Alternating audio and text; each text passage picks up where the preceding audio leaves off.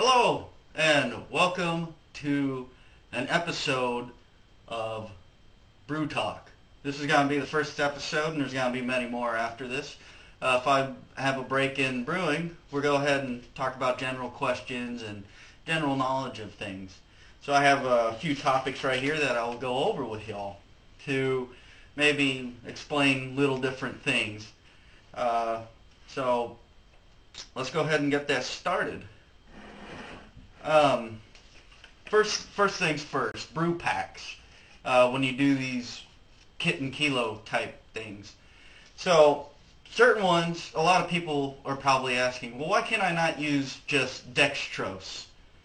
Well, you can. I'm not saying you can't. There's a lot of people out there that go and get their kit and then they get we'll just say 3 pounds of dextrose. I don't know how much you usually use, but let's just say that much. Usually it's about 1.5 pounds to 2.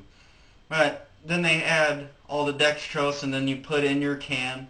If you're wondering about all this, you could look up the video that I've done. I'll put a link at the bottom of the screen to at the comment section so you can see what I'm talking about.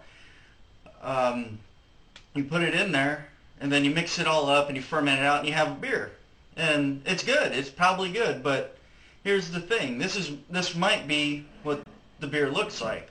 It might be nice and clear and everything about it will look good, but it'll have no head, nothing, no lacing, some, but not a lot. So the brew pack will add a little more to it. It'll look like this. It'll come out, be nice and carbonated. I don't know if you guys can see it, but it'll be nice and carbonated, but you'll have a head on there that'll give you lacing and all kinds of good stuff. And that's basically, those brew packs are to help with the body of the beer, to give you a better mouth feel and anything like that. It makes you just a real pleasant beer. I'm not saying that this isn't pleasant, because it's a great beer. I think it is. It's a store-bought, so it just doesn't have a lot of head on it. And that's what I believe. You just gotta use a little more. Don't use straight dextrose or corn sugar. They're both the same thing. Use maybe 1 pound of corn sugar and then 1 pound of liquid malt extract or 1 pound of dry malt extract. 1 for 1, and that would immensely help. Or just use a full pound or 2 pounds of dry malt extract and put maybe a cup of dextrose in there. That'll immensely give it a better taste. It'll give it more of a full body taste. It'll give it full body, and it'll still get a little bit of alcohol out of it. So that was that on the brew packs. Actually, it's not. I still got this thing because on my last video, I'm not kicking the camera a little. On my last video, you saw me add this kit to it, and I told you it said it's 1 pound of corn sugar or dextrose, 1 pound of light dry malt, and 1/4 pound of maltodextrin. A lot of people might not know what maltodextrin is. Maltodextrin is what do you call it? An additive, like a beer additive. It will add body to the beer. It'll give it more body. If it's a lower, we'll just say it's a light beer, like a Bud Light, Coors Light, this light. It won't have a lot of body and head. This in point. So you add the maltodextrin. Usually about a quarter pound is sufficient. You won't need any more than that. If you add the maltodextrin to it, it's going to add the extra body and give it the extra head retention. Makes it look real good.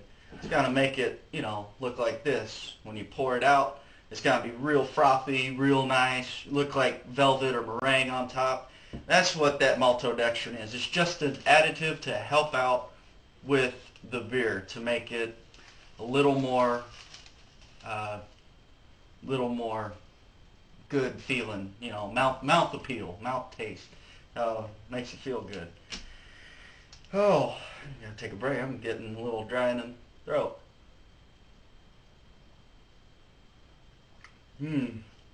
Still drinking that gold ale.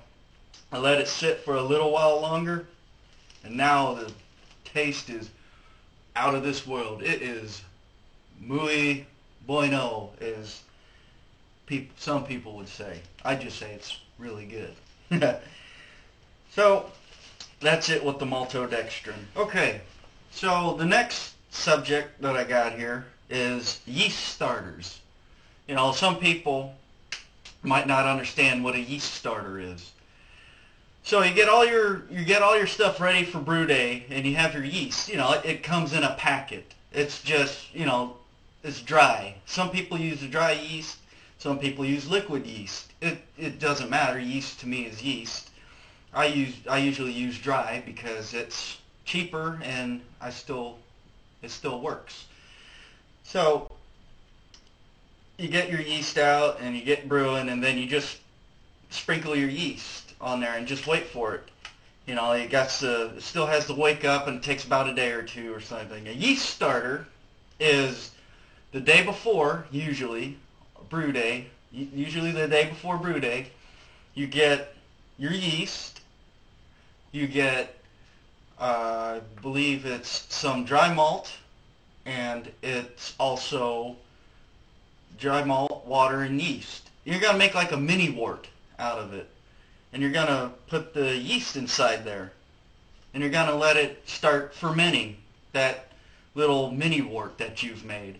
And then your brew day, your yeast is rehydrated, it's already going, it's already kicking, and you just pour that into your beer, your wort, and let it ferment out that way, because what it does, it kickstarts the yeast. It gets them, it's like giving them speed if you do that, it just makes everything all ramped up and all crazy and wanting more and more and more sugar, it's like a pixie stick, giving a pixie stick to a kid, no, don't do that, don't, it's pure sugar. Anyways, it'll go in there and it'll give it a more vigorous fermentation. It won't take it as long. Your yeast is already going. Yeast starters I don't do because I don't need to. I take the yeast out of the packet, I put it in my wort, and after I put it in my wort, I let it go. I don't have to worry about it. The furthest you can do, if you want to do a yeast starter, that's fine. All you do is take your yeast, take your dry malt extract, and a flask, a mason jar, something, and put it into there. First you boil it, sanitize the wort. You boil it, you get it all like you do, and then you add your yeast to it, and then you cover the yeast. If it's in a mason jar, if it's in a flask, if it's in something, you just cover it and let it sit for that day, and then the next day you just pour it into your beer, and there you go. I don't do that. It's an extra step that I really don't care about doing, because why, if I'm just pouring the yeast in there and it's working, why do I need to make the other thing? What you can do, if you want to make it a little more vigorous or a little more faster, or you're just afraid that it's not going to work right away, you get yourself a yeast nutrient and throw in a yeast nutrient into the wort, and then let it all dissolve up, and then throw your yeast in there, and there you go. Your yeast has a yeast nutrient. It'll have everything that it needs to survive and vamp up and go like crazy. You can do that. That's why they sell yeast nutrients. Yeast starters, to me, you have to get the dry malt and you have to keep it and blah, blah, blah, blah, blah, and I don't care. Okay, so the final one. Rehydrate the yeast. This is something that I don't know if it's really necessary, if it's not yet necessary. Some people live by this. You have to rehydrate the yeast. You have to put it here or it's not going to work. And blah, blah, blah, Now, you know what? I'm sure you saw me in my last video that I took the yeast and I sprinkled it along the top. And that's all I did. I sprinkled it on the top and it was going within I don't know, 3 hours it started going. I didn't even give it a yeast nutrient. It's right over here. If you look at it, I don't know if, oh, let me get behind here. I don't know if you can see it.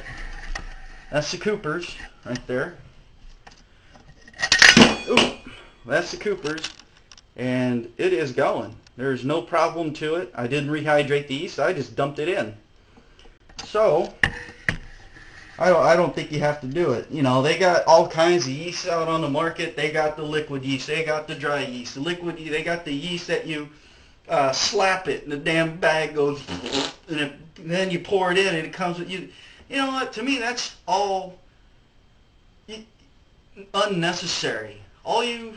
If it was necessary, they'd give it to you in the packs. All you need to do is take the yeast and sprinkle it. You know, that's it. You want to rehydrate it, that's your own call. I don't rehydrate. I've tried it once. I've tried it once, and I didn't notice a difference. It didn't make it any faster. It didn't make it any slower. It just looked like a sludge, you know, when you put it in. You put the yeast in some water, and it just rehydrates, and then you dump that in there after 15 minutes. You know, it's everybody has their own ways. I don't do it. I might do it once just to see if it make a difference and see if that's a good thing to do. But usually I just dump the yeast and let it go. No problem, because to me, there's been a lot of debates. Oh, put the yeast in there and then stir it, because it's not going to work if you don't stir it. Oh no, you have to put it on the foam, because the foam it'll shock if you put it in there. No, this is what you do. Well, I'm not telling you to do it, but this is what I do, because this is my theories on it. And there's a similar home brewer out there. He has his own channel. It's called Craig Tube. It's a very, very great channel. If you go on there or anywhere, he'll say the same thing. If you put the yeast, or after you fill up your wort and it's at the it's at the temperature, there's a foam on the top. Well, that foam is like a protective blanket, I believe. And if you put your yeast, if you sprinkle it on the top of that foam, it's going to sit there. And it's just going to sit there, and the foam will rehydrate it while it's protecting it. You know, it's not going straight into the wort yet, so it's not getting shocked. And it's in there in the environment, adapting and rehydrating. So within a little bit, it'll just be ready to go, all vamped up. You didn't use a yeast starter, you didn't use a yeast nutrient, you didn't use this, you didn't use that. All you did was sprinkle it on top of the foam. I've done it that way. I've stirred it. I've used a liquid yeast. You know, it comes into little vials, and you take it and you pour it in, and there it goes. Ooh, it's all good. It's okay. You do what you need to do, however you feel fit. All I ever do is just pour it on top of the foam, and then I cover it, and it works good. So I don't want to bore you guys anymore with my voice, because I'm sure you're already tired of it.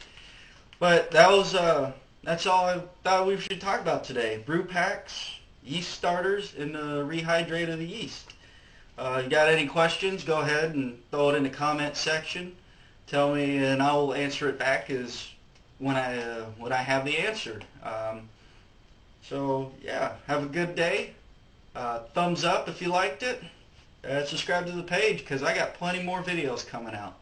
So have a great day. See you guys later.